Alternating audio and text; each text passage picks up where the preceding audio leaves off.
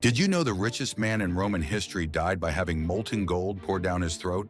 Marcus Crassus was so wealthy he could buy entire armies. He joined forces with Julius Caesar and Pompey to form the First Triumvirate, controlling all of Rome. But Crassus wanted more.